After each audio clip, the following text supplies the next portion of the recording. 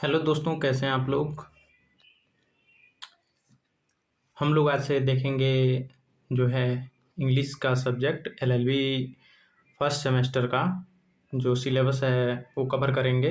Lucknow university का जो syllabus है एलएलबी फर्स्ट सेमेस्टर का, जो कि पेपर नंबर 4 है।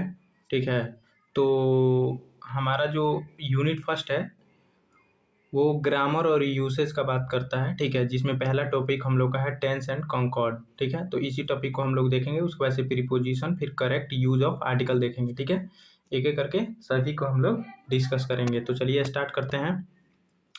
सबसे पहले हम लोग डिस्कस करेंगे टेंस के बारे में। ठीक है, तो अगर पूछा जाए कि टेंस क्या है, तो a tense is that time who indicate completed done any work. क्रिया के जिस रूप में किसी कार्य को करने या होने का बोध हो उसे टेंस कहा जाता है। मतलब काल कहते हैं, हिंदी में इसे काल बोलते हैं। यहाँ पे सबसे पहले मीनिंग देख लेते हैं टेंस का। The word tense is derived from the Latin word tempus. Tempus, ठीक, टेम्पस विच मीन्स टाइम। मतलब जो वर्ड टेंस है वो लैटिन वर्ड टेम्पस से लिया गया है, जिसका अर्थ होता है time. Tense is a grammatical form that indicates the time of an action और स्टेट। ठीक है, टाइम ऑफ एक्शन और स्टेट का बात करता है। ठीक है, मतलब समय के कार्य और उसकी स्थिति के बारे में बात करता है। ठीक है, whether it happens in past, is happening in present और will happen in the future. ठीक है, जो पास्ट में वो हुआ हो या प्रेजेंट में होने वाला है या भविष्य में होगा, उसके बारे में बात करता है। अब यहाँ पे हिंदी भी देख लेते हैं। टेंस शब्द लैटिन भाषा के टेम्पस शब्द से बना है, जिसका अर्थ समय होता है। टेंस वह ग्रामेटिकल फॉर्म है जो यह बताता है कि कोई कार्य या अवस्था भूतकाल में हुई या वर्तमान काल में हो रही है या भविष्य में होगी। ठीक है, जैसे Ram goes to college every day. Ram हर दिन कॉलेज जाता है। यहाँ गोज यह दर्शाता है कि कार्य वर्तमान समय में नियमित रूप से होता है, इसीलिए यह प्रेजेंट टेंस है। ठीक, अब इसका टाइप्स देख लेते हैं। तो there are 3 types of tense. ठीक है, present tense, past tense, future tense. ये सभी को आप सभी को पता होगा, इसीलिए हम लोग थोड़ा फास्ट करने का प्रयास करेंगे टेंस को। ठीक है, each of this is further divided into 4 forms, therefore English has 12 forms of tense. ठीक है, मतलब प्रेजेंट टेंस को भी 4 भागों में बांटा गया है। ठीक है, पास्ट टेंस को भी 4 भागों में, फ्यूचर टेंस को भी। प्रेजेंट टेंस को 4 भागों में, simple present tense, present continuous tense, present perfect tense, present perfect continuous tense. उसी प्रकार पास्ट टेंस को भी 4 भागों में बांटा गया है। Simple past tense, past continuous tense, past perfect tense, past perfect continuous tense. उसी प्रकार फ्यूचर टेंस को भी 4 भागों में बांटा गया है। सिंपल या इंडेफिनिट जिसे बोलते हैं, simple future tense, future continuous tense, future perfect tense, future perfect continuous tense. तो सभी को एक एक करके हम लोग देखेंगे। ठीक है, इन तीनों के 4 अलग अलग रूप होते हैं। इस प्रकार इंग्लिश में टेंस के 12 फॉर्म होते हैं। ठीक है, वो 12 फॉर्म यहाँ पे दिया गया है, यहाँ पे देख सकते हैं। ठीक है, आप प्रेजेंट जोड़ते जाइएगा इस सभी में, फिर पास्ट जोड़ते जाइएगा इस सभी में, फिर फ्यूचर जोड़ते जाइएगा। जैसे सिंपल प्रेजेंट टेंस, ठीक, प्रेजेंट कंटिन्यूअस टेंस, ठीक, present perfect tense, present perfect continuous tense. उसी प्रकार simple past tense, past continuous tense, past perfect tense, past perfect continuous tense. उसी प्रकार सिंपल फ्यूचर टेंस या फ्यूचर इंडेफिनिट टेंस। सिंपल को future indefinite भी बोलते हैं, तो सिंपल फ्यूचर टेंस या फ्यूचर इंडेफिनिट भी बोल सकते हैं। ठीक, future continuous tense, future perfect tense, future perfect continuous tense. ये 12 ही हम लोगों ने प्रकार देख लिया। ठीक है, अब एक एक करके सबको देखेंगे। प्रेजेंट टेंस, प्रेजेंट टेंस का प्रयोग वर्तमान समय में संबंधित कार्यों या अवस्थाओं के लिए किया जाता है। जैसे सिंपल प्रेजेंट टेंस में यहाँ देख सकते हैं, simple present tense is used to express habitual action, general truth, universal fact, regular activities and permanent situation. ठीक, ये कुछ चीजें हैं जिसको आप लोग को याद रखना है कि सिंपल प्रेजेंट टेंस का हमेशा जब भी हैबिचुअल एक्शन का बात हो, जो हमेशा से वैसा ही होता है, तो उसके लिए सिंपल प्रेजेंट टेंस का प्रयोग हुआ। या वो जनरल कोई भी ट्रूथ है, जैसे सूर्य गर्म होता है, चंद्रमा ठंडा होता है, घास हरी होती है। ठीक है, चंद्रमा जो है ठंडा होता है। ठीक, तो इस प्रकार के, या यूनिवर्सल फैक्ट जो भी है, ठीक है, या जनरल ट्रूथ कोई भी कि ये ऐसा ही होता है, तो जनरल ट्रूथ है। यूनिवर्सल फैक्ट जैसे अभी हमने बोला कि पृथ्वी गोल है। ठीक है, और रेगुलर एक्टिविटीज कोई भी ऐसी एक्टिविटी जैसे सूर्य पूर्व में निकलता है तो वो रेगुलर एक्टिविटीज है, उसके बारे में। या परमानेंट सिचुएशन, कोई ऐसा सिचुएशन है जो परमानेंट है तो उसके बारे में भी हम लोग सिंपल प्रेजेंट टेंस का ही उपयोग करेंगे, ठीक है। अब यहाँ पे देख सकते हैं सिंपल प्रेजेंट टेंस का प्रयोग आदतन किए जाने वाले कार्यों, सामान्य सत्य, सार्वभौमिक तथ्यों, नियमित कार्यों और अस्थायी परिस्थितियों को व्यक्त करने के लिए किया जाता है, ठीक। एग्जाम्पल यहाँ पे देख सकते हैं, Ram goes to college everyday. Ram हर एक दिन कॉलेज जाता है, तो ये क्या है, मतलब अभी हम लोगों ने पहला क्या पढ़ा, आदतन किए जाने वाले कार्य, ठीक है, जिसको इंग्लिश में क्या, हैबिचुअल एक्शन, ठीक। अब दूसरा है कि the sun rises in the east, सूर्य पूर्व दिशा में उगता है, तो ये क्या है, यूनिवर्सल ट्रूथ है। लॉ गवर्न सोसाइटी, कानून समाज को नियंत्रित करता है, ठीक है। तो ये सारे क्या होंगे, प्रेजेंट टेंस में आएंगे, सिंपल प्रेजेंट टेंस में, ठीक। बेसिक स्ट्रक्चर यहाँ पे देख सकते हैं, सब्जेक्ट वर्ब वन, ठीक, और उसके साथ यस या यस का प्रयोग, फिर ऑब्जेक्ट, ठीक है। सी रीड्स अ बुक, वह किताब पढ़ती है, यहाँ पे रीड के साथ यस या यस का प्रयोग, मतलब एस का प्रयोग हुआ है, ठीक है। तो क्रिया में यस या यस का प्रयोग कर देंगे, किसमें, सिंपल प्रेजेंट टेंस में, ठीक। प्रेजेंट कंटिन्यूअस में आ जाइए, इज एम आर के साथ आईएनजी का प्रयोग हो जाएगा। Present continuous tense is used to express an action that is happening at the time of speaking और अराउंड द प्रेजेंट टाइम, ठीक। प्रेजेंट कंटिन्यूअस टेंस का प्रयोग ऐसे कार्यों के लिए किया जाता है जो बोलने के समय हो रहा हो या वर्तमान समय के आसपास चल रहा हो, ठीक है। और इसका स्ट्रक्चर है subject plus is am are plus verb one में आईएनजी प्लस ऑब्जेक्ट, ठीक है। जैसे वकील मामले में बहस कर रहा है, the lawyer is arguing the case, ठीक है। छात्र अंग्रेजी पढ़ रहे हैं, the students are studying English, ठीक है। अब आइए प्रेजेंट परफेक्ट टेंस, तो प्रेजेंट में जो कार्य हो चुका है, ठीक है, मतलब हाल ही में जो कंप्लीट हुआ है, देखिए the present perfect tense is used to express an action that has been completed recently और has connection with the present, ठीक है।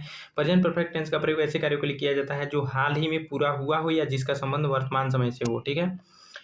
इसमें हैज हैव के साथ वर्ब का तीसरा रूप का प्रयोग होता है, ठीक है। जैसे वकील ने याचिका दायर कर दी है, the lawyer has filed the petition, ठीक है।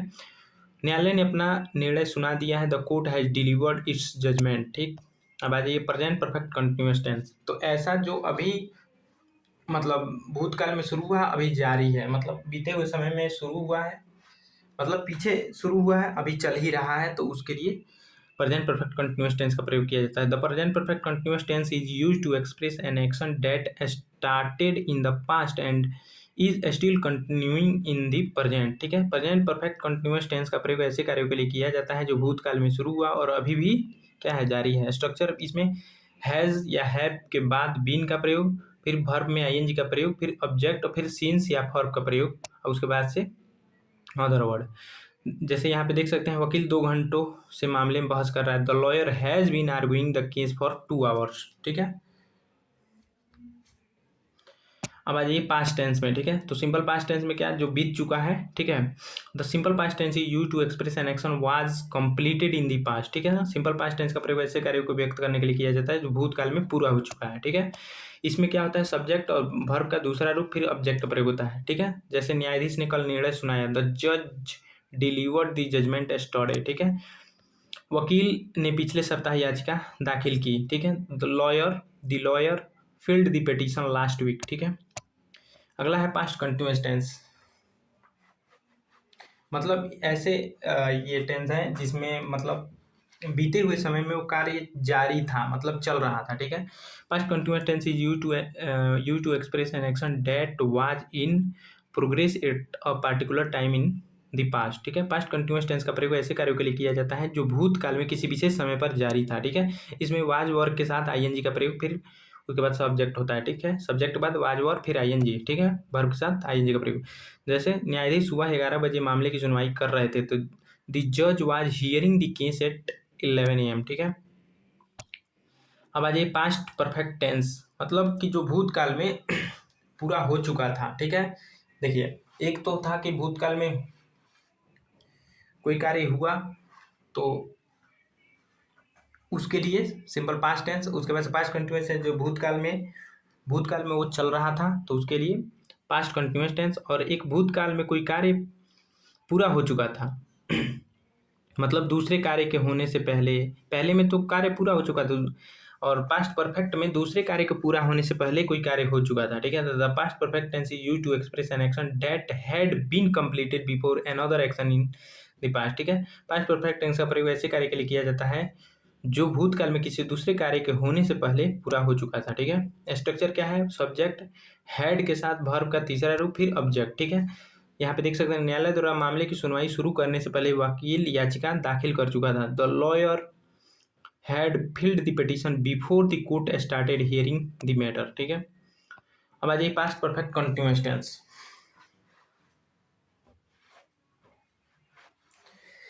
इसमें क्या है कि कोई कार्य भूतकाल में ही दूसरे कार्य से पहले निश्चित समय से जारी रहा था या चल रहा था। ठीक है, तो देखिए past perfect continuous tense is used to express an action that had been continuing for a period of time before another action in the past. Past perfect continuous tense का प्रयोग ऐसे कार्यों के लिए किया जाता है जो भूतकाल में किसी दूसरे कार्य से पहले एक निश्चित समय से जारी था। ठीक है ना, इसमें क्या होता है, सब्जेक्ट हैड बीन, फिर वर्ब वन में आईएनजी का प्रयोग, फिर ऑब्जेक्ट, फिर सिंस या फॉर, और फिर वो टाइम पीरियड।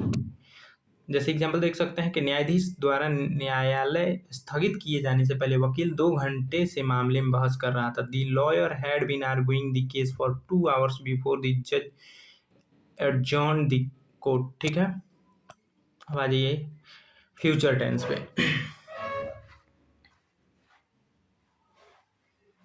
तो सिंपल फ्यूचर टेंस देख लेते हैं। Simple future tense is used to express an action that will take place in the future. ठीक है, जो फ्यूचर में हो। सिंपल फ्यूचर टेंस का प्रयोग ऐसे कार्यों के लिए किया जाता है जो भविष्य में होगा। ठीक है, स्ट्रक्चर क्या है, subject will verb one plus object. ठीक, जैसे न्यायालय कल निर्णय सुनाएगा, the court will pronounce the judgment tomorrow. ठीक है, अगला है फ्यूचर कंटिन्यूअस टेंस। तो future continuous tense is used to express an action that will be in progress at a particular time in future. ठीक है, फ्यूचर कंटिन्यूअस टेंस का प्रयोग ऐसे कार्यों के लिए किया जाता है जो भविष्य में किसी निश्चित समय पर जारी होगा। ठीक है, या रहेगा, चलता रहेगा। इसमें क्या होता है, सब्जेक्ट शैल विल, इसमें subject will be plus verb one में आईएनजी का प्रयोग फिर ऑब्जेक्ट। ठीक है, शैल बी विल बी का प्रयोग होता है। ठीक है, लेकिन आप हर किसी के साथ विल बी का भी प्रयोग कर सकते हैं। जैसे न्यायालय कल सुबह 11 बजे मामले की सुनवाई कर रहा होगा, तो इसमें विल का प्रयोग, जैसे मैं कल सुबह 11 बजे से मामले की सुनवाई कर रहा होऊंगा, तो आई शैल बी हियरिंग। ठीक है ना, तो उसके साथ शैल का प्रयोग हो जाएगा, और आई के साथ विल का भी प्रयोग किया जा सकता है, यहाँ पे कोई दिक्कत नहीं है, इसीलिए सिर्फ एक ही दिया गया है, विल। ठीक है, the court will be hearing the case at 11 AM tomorrow. ठीक है, आज ये फ्यूचर परफेक्ट टेंस। तो future perfect tense is used to express an action that will have been completed before a particular time in the future. Future perfect tense का प्रयोग ऐसे कार्यों के लिए किया जाता है जो भविष्य में किसी निश्चित समय से पहले पूरा हो चुका होगा। स्ट्रक्चर क्या है, सब्जेक्ट विल हैव के साथ, मतलब शैल विल हैव प्लस वर्ब का तीसरा रूप प्लस ऑब्जेक्ट। जैसे न्यायालय का निर्णय सुना चुका होगा, the court will have deliver the judgement by tomorrow. ठीक है, मैं कल, मान लीजिए कि मैं जज हूं, तो मैं कल तक निर्णय सुना चुका हूँगा, तो I shall have deliver the judgement by tomorrow. और इसी के साथ ही आई विल हैव का भी प्रयोग कर सकते हैं, I will have deliver the judgement by tomorrow. ठीक है, आ जाइए आगे, future perfect continuous tense. The future perfect continuous tense is used to express an action that will have been continuing for the particular period to a certain point in future। ठीक है, future perfect continuous tense का प्रयोग ऐसे कार्यों के लिए किया जाता है जो भविष्य में किसी निश्चित समय तक एक निश्चित अवधि से जारी होगा। ठीक है, स्ट्रक्चर क्या है, सब्जेक्ट शैल विल के बाद हैव बीन का प्रयोग प्लस वर्ब में आईएनजी का प्रयोग, फिर सिंस और फॉर, फिर टाइम पीरियड। ठीक है, बाई नेक्स्ट, देखिए यहाँ पे अगले महीने तक वकील को कानून की प्रैक्टिस करते हुए 10 वर्ष हो चुके होंगे। By next month the lawyer will have been practising law for 10 years। ठीक है, अब आ जाइए कॉन्कॉर्ड को देख लेते हैं, उसके बाद से ये टॉपिक होगा खत्म, फिर अगला टॉपिक आएगा हम लोग का प्रीपोजिशन। तो चलिए देख लेते हैं कॉन्कॉर्ड क्या होता है। तो सबसे पहले मीनिंग ऑफ कॉन्कॉर्ड। तो concord means the grammatical agreement between different parts of the sentence, especially between the subject and the verb। ठीक है, in simple words the verb must agree with the subject in the number and person। Concord का अर्थ वाक्य के विभिन्न grammatical parts के बीच व्याकरणीय सामंजस्य या समानता बनाए रखना है। ठीक है, विशेष रूप से सब्जेक्ट और वर्ब के बीच एग्रीमेंट को कॉन्कॉर्ड कहा जाता है। ठीक है, सरल शब्दों में सब्जेक्ट और वर्ब के बीच नंबर और पर्सन के अनुसार एग्रीमेंट होना चाहिए। ठीक है, जैसे ही प्लेज क्रिकेट, वह क्रिकेट खेलता है, यहाँ ही सिंगुलर है इसीलिए वर्ब प्लेज का प्रयोग हुआ है। They play cricket way cricket खेलते हैं। यहाँ दे प्लूरल है इसीलिए प्ले का प्रयोग हुआ है, ठीक है, इसमें यस या यस का प्रयोग नहीं हुआ है।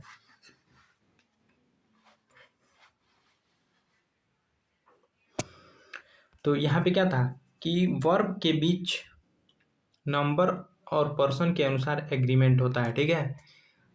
तो वर्ब के बीच, ठीक है, सब्जेक्ट और वर्ब के बीच। तो यहाँ पे सब्जेक्ट क्या था, एक वचन था, इसीलिए यहाँ पे प्ले के साथ एस लग गया, क्योंकि PLAY अपने आप में एक क्या है, सिंगुलर वर्ब है, इसको प्लूरल है, इसको सिंगुलर बनाने के लिए यस का प्रयोग किया गया, ठीक है।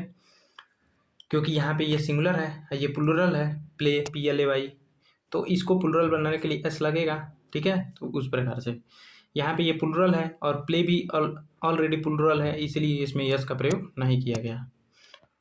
अब यही subject verb concord. The most important rule of concord is that a singular subject generally takes a singular verb while a plural subject generally takes a plural verb, ठीक है।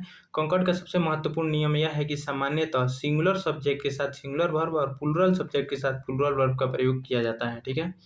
अब example, the student is present, छात्र उपस्थित हैं।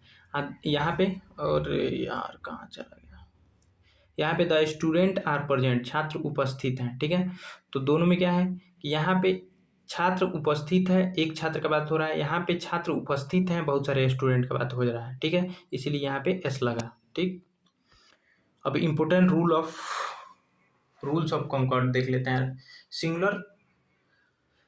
Singular subject plus singular verb, ठीक है। तो singular subject plus singular verb अभी ऊपर ही बताए थे कि सिंगुलर सब्जेक्ट ही है, तो इसके साथ PLAY नहीं होगा, एस इसमें लगेगा, क्योंकि PLAY सिर्फ एक प्लूरल सब्जेक्ट है, वर्ब है, इसीलिए इसमें एस लगाकर हम इसे सिंगुलर बना रहे हैं, ठीक है। तो देखिए यहाँ पे a singular subject generally takes a singular verb, the boy plays football, ठीक है। तो यहाँ पे क्या है, सिंगुलर सब्जेक्ट के साथ सामान्यतः सिंगुलर वर्ब का प्रयोग होता है। लड़का फुटबॉल खेलता है, तो यहाँ पे लड़का क्या है, सिंगुलर है, और प्ले क्या है, प्लूरल है, इसीलिए इसे सिंगुलर बनाने के लिए एस का प्रयोग किया गया, ठीक है। रूल 2 आ जाइए, प्लूरल सब्जेक्ट के साथ प्लूरल वर्ब होता है, ठीक है। अब plural subject generally takes a plural verb, the boys play football, तो यहाँ पे बॉयज हुआ है ना, तो PLAY क्या है, प्लूरल वर्ब है, ठीक है। तो इसमें यस लगा देंगे तो सिंगुलर हो जाएगा। अब चूंकि यहाँ सिंगुलर बनाना नहीं, क्योंकि बॉयज है, ठीक है, लड़के फुटबॉल खेलते हैं, इसीलिए यहाँ पे प्लूरल वर्ब का प्रयोग किया गया है, प्ले, ठीक है। आ जाइए आगे, two subjects joined by and, ठीक है। When two subjects are joined by and they generally take a plural verb, ठीक है। जब दो सब्जेक्ट एंड से जुड़ जाते हैं तो वर्ब क्या लिया जाता है, तो वो प्लूरल वर्ब लिया जाता है। जैसे राम एंड श्याम, तो यहाँ पे आर का प्रयोग हुआ है, ठीक है। और तो आर क्या है, प्लूरल है, ठीक है, प्लूरल वर्ब है, मतलब हेल्पिंग वर्ब। और फ्रेंड के जगह पे भी फ्रेंड्स हो जाएगा, ठीक है। जब दो सिंगुलर सब्जेक्ट को एंड से जोड़ा जाता है तो सामान्यतः प्लूरल वर्ब का प्रयोग होता है। यहाँ पे प्लूरल वर्ब क्या है, आर है, राम और श्याम मित्र हैं। सब्जेक्ट ज्वाइंड बाई ईदर और नाइदर, ईदर और नाइदर नॉर, ठीक है। जब सब्जेक्ट ईदर और नाइदर नॉर से जुड़ा हो तो जो सब्जेक्ट वर्ब के नियर में होगा उसी का प्रयोग करेंगे, ठीक है। जैसे neither the teacher nor the students, तो यहाँ पे स्टूडेंट्स आ गया ना, तो इसी के अनुसार वर्ब का प्रयोग होगा। सिंगुलर होगा कि प्लूरल ये बताएगा, जो नियर में होगा, ठीक है, याद रखिए। तो स्टूडेंट्स आर रेडी, ठीक है। दो सब्जेक्ट को इधर और या नीदर नॉर से जोड़ा जाता है तो सामान्यतः वर्ब उस सब्जेक्ट के अनुसार आता है जो वर्ब के सबसे निकट होता है। तो यहाँ पे आर के सबसे निकट क्या है, स्टूडेंट्स है, यस लगा हुआ है, तो इसीलिए आर का प्रयोग। यहाँ पे यस नहीं लगा हुआ होता तो क्या हो जाता, वहां पे ईज हो जाता, ठीक है। चलिए आगे बढ़ते हैं। अगला, each and every are followed by a singular noun and takes a singular verb, ठीक है। तो ईच एंड एवरी जहां भी लगा रहेगा वहां पे ईज का प्रयोग हुआ या सिंगुलर वर्ब का प्रयोग हुआ, प्लूरल का नहीं। देखिए एवरी स्टूडेंट लगे ना, तो यहाँ पे ईज आ जाएगा। Every student is required to attend the class, ठीक है। ईच और एवरी के बाद सिंगुलर नाउन आता है और सिंगुलर वर्ब का प्रयोग किया जाता है। प्रत्येक छात्र के लिए कक्षा में उपस्थित होना आवश्यक है, तो every student is required to attend the class, ठीक है। चलिए आगे बढ़ते हैं। अगला collective noun. A collective noun may take a singular verb when the group is considered as a single unit। ठीक है, जब सिंगल यूनिट ग्रुप को सिंगल यूनिट कंसीडर किया जाएगा, माना जाएगा, तो वहाँ पे सिंगुलर वर्ब का प्रयोग किया जाएगा। जैसे the committee has taken it's decision, तो यहाँ पे हैज़ जो है सिंगुलर का प्रयोग इसलिए किया गया है क्योंकि कमिटी को हम लोग क्या मान रहे हैं, एक ग्रुप मान रहे हैं। ठीक है, द कमिटी नाउन से पूरे समूह को एक इकाई के रूप में समझा जाता है, तब सिंगुलर वर्ब का प्रयोग किया जाता है। ठीक है, समिति ने अपना निर्णय ले लिया, तो समिति को एक सिंगुलर माना गया, इसीलिए इज का प्रयोग हुआ। अनकाउंटेबल नाउन को भी सिंगुलर माना जाता है। ठीक है, uncountable noun generally takes a singular verb. ठीक है, द इंफॉर्मेशन इज यूजफुल। ठीक है, यह जानकारी उपयोगी है, तो यहाँ पे अनकाउंटेबल है इंफॉर्मेशन, तो इसीलिए इज का प्रयोग हुआ है। ठीक है, अनकाउंटेबल नाउन के साथ सामान्यतः सिंगुलर वर्ब का प्रयोग किया जाता है। ठीक है, अब यहाँ पे देख लीजिए, अ number of and the number, a number of and the number of, दोनों में क्या अंतर है? तो देखिए, जब अ नंबर ऑफ आएगा तो plural noun takes a plural verb. ठीक है, where is the number of, तो द लग गया ना, तो अनकाउंटेबल हो गया। ठीक है, तो द नंबर ऑफ तो plural noun takes a singular verb. ठीक है, तो जब द लग जाएगा ना तो वहाँ पे सिंगुलर वर्ब आ जाएगा, ए लग जाएगा ना तो वहाँ पे प्लूरल वर्ब आएगा। ठीक है, प्लूरल नाउन के साथ। तो देखिए, ए नंबर ऑफ स्टूडेंट्स, तो ए नंबर ऑफ स्टूडेंट्स, ठीक है, तो वहाँ पे आर का प्रयोग हो गया। दी नंबर ऑफ स्टूडेंट्स तो इज लग जाएगा, याद रखिए। ठीक है, जैसे a number of students are absent, कई छात्र अनुपस्थित थे। The number of students is increasing, छात्रों की संख्या बढ़ रही है। तो यहाँ पे द जब लग जाएगा तो यहाँ पे इज मतलब सिंगुलर वर्ब का उपयोग होगा, ए नंबर ऑफ स्टूडेंट होगा तो आर का प्रयोग होगा। ठीक है, कितना रूल है भाई, 10, बहुत रूल है यार। चलिए, words between subject and verbs. The verbs agrees with the actual subject, not with the noun that comes between the subject and the verb। ठीक है, the quality of these books is good। ठीक है, इन किताबों की गुणवत्ता अच्छी है। जब सब्जेक्ट और वर्ब के बीच आने वाली कोई अन्य नाउन वर्ब को प्रभावित नहीं करता तो वर्ब वास्तविक सब्जेक्ट के अनुसार होगा। ठीक है, तो the quality of these books, इन किताबों की क्वालिटी, ठीक है, गुणवत्ता, तो ये गुणवत्ता क्या हो गया, अनकाउंटेबल हो गया ना। गुणवत्ता को हम माप तो मतलब कैसे गिन सकते हैं, नहीं गिन सकते हैं, तो इसीलिए इज का प्रयोग हुआ। ठीक है,